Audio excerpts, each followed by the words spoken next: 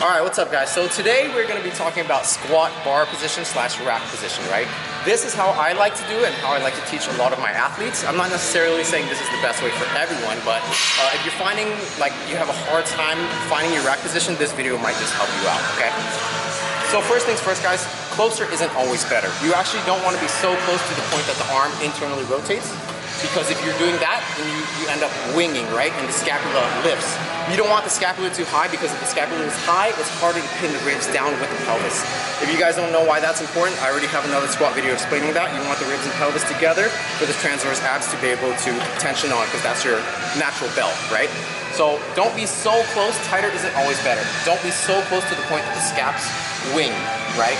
So I only go as tight as I can while being able to rotate this way after the fact. So I come in, I see where I can be tight, and if I'm here, I can't rotate out and I know I'm too tight, right? So I actually come in and I find that sweet spot where I am tight at the beginning and I can still get this rotation this way, right? Rotation this way after the fact. So that's gonna be pretty much where you're gonna be with your width. Secondly, you're gonna be wanting to push the bar forward as you rack so that you can actually really get tight against the bar. So the bar is a leverage point, essentially just like how on bench, you push against the bar to push yourself into the bench. Same thing here, you're pushing against the bar, against the rack, so you can drive yourself in there, get that rotation, and this is where the bar is gonna sit.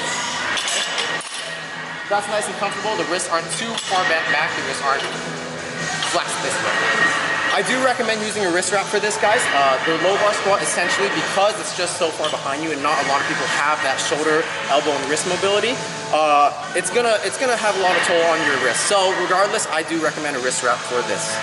So what you guys don't want to do is push beyond the bar and then try to roll back, because you're not going to be nearly as tight as if you just lock against the bar and go in as little as you can, right? So what you don't want to do is come here and then come back here, because you left so much tightness on the table doing that, right? You want to think of coming in as much or as little as you can, as hard and as tight as you can. Kind of like on a deadlift, you want to reach down as little as you can to maximize or minimize your range of motion, maximize your efficiency, right? Same kind of thing here. You're not going to be going beyond this and coming back. I'll come to the front for that, bro. Same thing here, guys. You're not going to want to go beyond this and then come back, because you're leaving a lot of tightness on the table, right?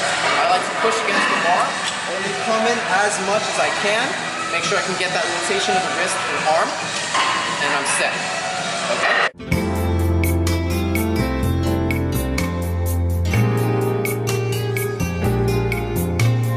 Another thing, guys, is you guys want to make sure that you're comfortable with not being shrugged up. Kind of like the first tip where you don't want to wing. Of course, you don't want to be so tight to the point that you have to shrug up to get in there, right? You want to be able to pull those scaps down so that the ribs and pelvis have an easier time coming together, okay? So real quick, I'll show the hand angle from the front just so you guys can see what we're looking for with that rotation. But here, come in as tight as you can, but make sure we can still get slight rotation this way, okay? So we're not here, we're not winged like this. We're making sure we can actually kind of rotate. And you want a little bit of the lower part of your palm on there. You're not going to be able to get all the way up like this, right? But you don't want to just be like this. So try to get this a little bit more level. So another thing I like about this setup is by setting your hand this way and making sure the hand is flush how you want it, it naturally kind of sets your elbow as well, right?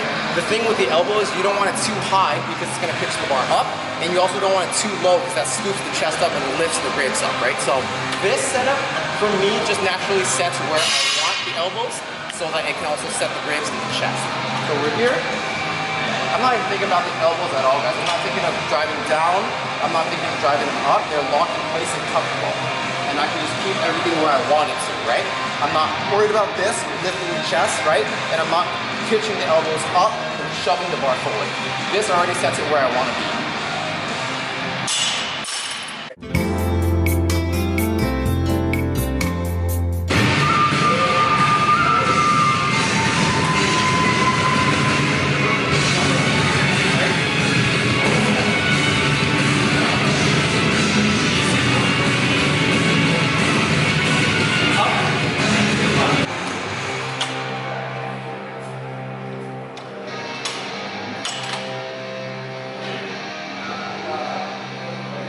Keep recording as I go through some squats, okay?